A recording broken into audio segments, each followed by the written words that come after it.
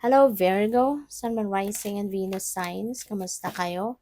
Sana po ay nasa mabuti kayong kalagayan. Welcome back po sa Star Tarot. At kung bago kayo rito, welcome din po kayo. Please subscribe, like, share my videos, and leave me a comment kung nakaresonate po kayo. Thank you. So, Virgo, first card ninyo, beware. Be careful who you trust at this time, okay? Huwag kayong basta-basta nagtitiwala ng mga bagay, impormasyon, plano, mga ganon. So, huwag kang magtitiwala ng basta-basta sa kung kanino man, okay? Kasi, alam mo na, lalo na sa panahon ngayon, ano, na medyo mahirap ang lagay natin. So, yun, maaring maraming manloloko dyan. No, maraming manloloko. Kaya, hindi po pwedeng basta-basta tayo nagtitiwala. Kasi nga kahit kilala natin, 'di ba? Kilala natin yung tao, but baka skin deep lang yung pagkakakilala natin sa kanila. Hindi pa rin tayo pwedeng magtiwala talaga, no? Hindi natin pagkakatiwalaan ng lahat, 'di ba? Ng bagay. So kailangang discerning ka. No? Kung ano lang ang pwede mong i-share, ano lang yung pwede mong ikwento, yung mga ganon. Okay? So we have the sun. Wow, napakaganda nito. This is beautiful. Open your heart to the enormous growth ahead. Diba? Maging ready ka. Diba? Ihanda mo na yung sarili mo sa pag-embrace no, ng pag-asenso. Yung pag-grow ninyo. Diba? Napakaganda. Kasi the sun is going to shed its light in your life. 'Di ba? Magliliwanag ang lahat. So the sun brings positivity, 'di ba? Optimism, swerte, 'di ba? Kaya maraming success, no? Maraming success ang pupwedeng dumating sa buhay mo sa ngayon. At marami kang success na pupwedeng maranasan, no? Sa ngayon. Good luck. So we have patience, slow down, okay? Change your attitude and clear your mind. So, kasi alam mo si Virgo, very workaholic ka, 'di ba? Sipag mo eh. Ano ka pa, meron ka pang may pagka-perfectionist ka pa. Kaya kung magtrabaho ka, nako, parang walang room for mistakes, hindi ba? Sobrang galing mo. Kaya, aside from sobrang galing mo magtrabaho, sobrang sipag mo pa. Kaya, slow down, okay? Kasi minsan, kailangan mo din na huminga. Kailangan mo din na maging patient ka sa sarili mo. Kasi hindi naman pwedeng hindi kailangan na tapusin mong lahat ng 'yan, 'di ba, ng ginagawa mo at, in one day or at a certain period of time, hindi ba? Kaya siguro gano'n kayo 'no, aligaga, ganyan. Kaya slow down, alright?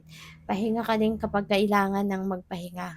Huwag mong abusuhin yung inyong katawan, yung inyong kalusugan kasi kapag inabuso mo 'yan, so mas lalo kang made-drain, mabu-burnout. So, mas lalong wala kang magagawa, hindi ba? Kaya kailangan alalay lang, no, yung sakto lang, yung tama lang, 'di ba? At 'wag kang masyadong nagmamadali, 'di ba? Kasi kapag nagmamadali ka mas lalong nagkakamali, 'di ba? Mas lalong nagkakaroon ng mga delays, 'di ba? Kaya mas magandang sakto lang, 'di ba? Yung gawin mo lang yung sa tamang pace para hindi ka rin magsa-suffer. Yung kalusugan mo hindi na magsa-suffer, 'di ba? Kasi siyempre kung nagmamadali ka, so may stress 'yan, 'di ba? Kaya kailangan mo din na magpahinga, kailangan din na bigyan mo din ng sarili mo ng time to breathe, yung gano'n, para lagi ka lang on top of your game. Alright? On top of your health ka. So, for sure, you will be on top of your game. So, tingnan natin kung ano pa ang ganap. And by the way, maraming salamat no, for subscribing.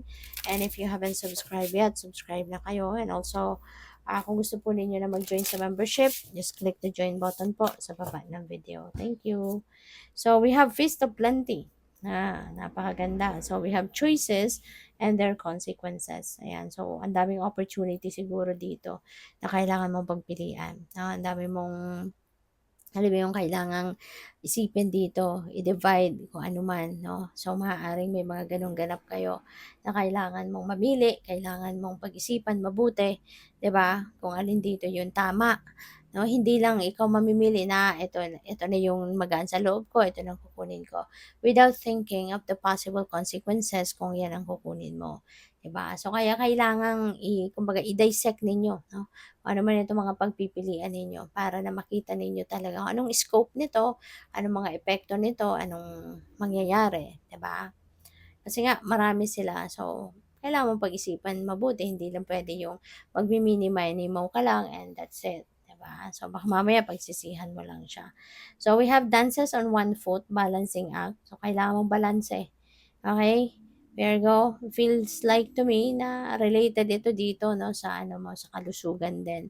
Kasi baka nga wala ka ng balanse sa buhay, puro ka trabaho, obligasyon, responsibilidad, pero yung self-care siguro baka hindi mo na nabibigyan ng oras, 'di ba?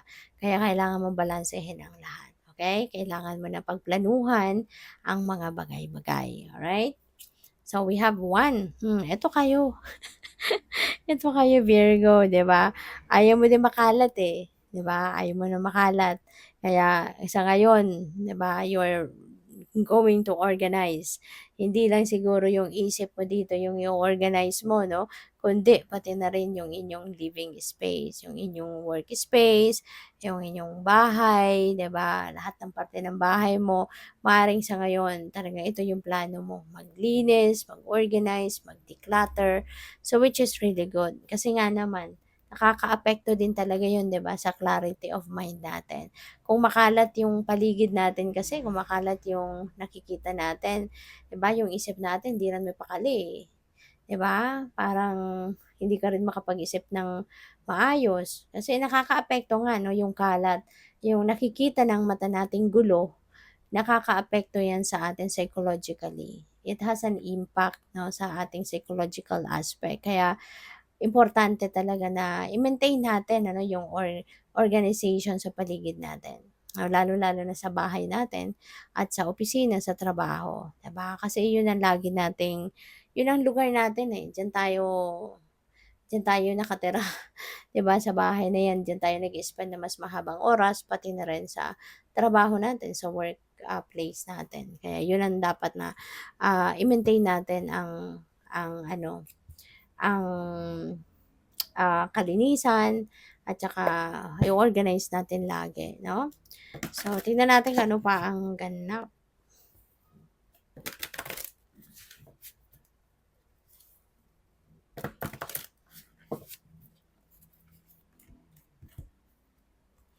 So, we have 8 of Cups. Ayan. So, si 8, ang daming mata, oh. May mga luha ang mata. Wow. So, maaring meron kang kalungkutan dito na may kalungkutan na mararamdaman, may experience kayo Virgo. And si 8 of Cups kasi departure energy ito eh. So baka meron kayong iiwan ng sitwasyon, iiwan ng kaganapan, iiwan ng tao, pwedeng ganon. So siguro hindi ka na dito, ano, hindi ka na masaya, you know, maaaring parang stagnant energy 'to, napi-pick up ko dito for some of you. Maybe ang nararamdaman mo dito parang stale energy, stagnant energy, there's no movement, as in wala ng pagbabago, yung yun at yun na lang, parang naging routine na at yun at yun na lang, 'di ba? Parang wala ng direksyon nito, parang gano'n siguro naiisip ninyo. Kaya parang ayaw mo na, you know in yourself na marami ka pang magagawa, 'di ba? Marami ka pang puwedeng gawin, marami ka pang matutulungan, marami pang taong makakapakinabang sa talino mo, sa galing mo, sa efforts mo. Marami ka pang magagawa para sa iba, hindi lang para sa sarili mo. Kasi dito sa kung ano man ito, pupuwedeng trabaho 'to, Virgo, pupuwedeng sa trabahong ito walang advancement, walang promotion, 'di ba? Wala man lang kayong mga trainings, walang walang seminars, mga gano'n. As in parang nakakulong ka lang diyan sa trabaho mo, yun na yun, 'no? Kung ano nandiyan, yun na yun, 'no? Walang walang excitement, parang gano'n. Kaya you know in yourself, 'no, na marami ka pang puwedeng gawin. Marami ka pang ibubuga, kumbaga. Kaya ang solusyon mo dito is for you to move on, 'di ba? Is for you to move on para na mas mapakinabangan ka pa ng mundo, you know? Marami ka pang taong mababago ang buhay, 'di ba? Yung mga gano'n. So, kaya medyo may luha, may lungkot siyempre kasi maaaring matagal ka diyan nag-stay and, siyempre meron kang emotional investment diyan 'no, sa trabaho mo at saka sa mga kasama mo, 'di ba, sa mga trabaho gano'n. Kaya siyempre malungkot, Kasi aalis ka iiwanan mo sila, malungkot. Pero sa una lang 'yan, 'no? After, few weeks na makapag-adjust ka na sa bago mong pupuntahan, then 'di ba, makakalimutan mo na din 'yan and you will be excited to start, 'no, kung saan ka man papunta. So, we have temperance, ayan, balance pa rin ito.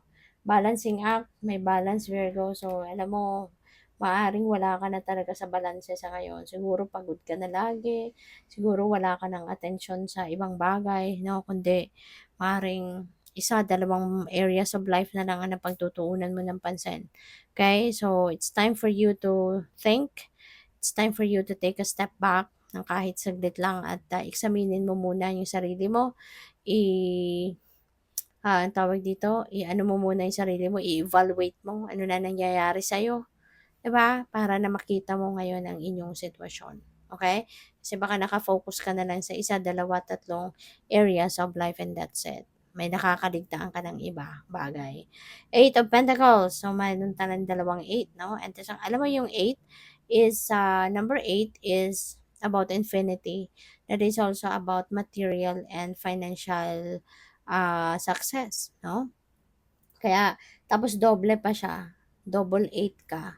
Kaya, merong ano dito, meron ditong, ano ka, swerte, no? Malaking swerte ang paparating sa'yo pagdating sa kaperahan. So, Eight of Pentacles, this is also about work. Ang pagtsatsaga mo talaga, grabe. Virgo, ang dami, parang you have too much on your plate. Ang dami mong gagawin. Ang dami mong ginagawa. Virgo, ang dami mong trabaho. So, baka yung trabaho mo here and there, may part-time ka na, may side hustle ka pa, may full-time ka, on the side may business ka pa, 'di ba, may racket ka pa. Siguro gano'n ka, 'no? Ang dami mong inaasikasong trabaho. So, 'yun. Pinapakita lang dito, 'no, na ang dami mong pinagbibigyan ng ano, ng panahon, 'no, sa trabaho, iba-iba. Kaya kailangan mo talaga ng balanse sa ngayon, okay?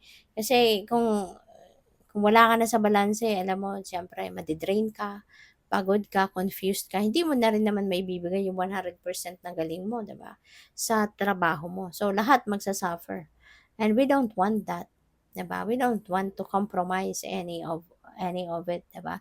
Kaya kailangan ano na anuhin mo yung sarili mo. Ibalanse mo, ibalik mo sa balanse ang sarili mo, i-manage mo ng maayos yung mga schedule mo, i-manage mo ng maayos ang priorities mo. Okay? Para alam mo kung kailan ka dapat may oras sa pagsa-self-care, kailan ang oras mo sa socialization, kailan ang oras mo sa trabaho mo, yung ganun. Okay? Good luck. Thank you for watching. Love and light. Namaste.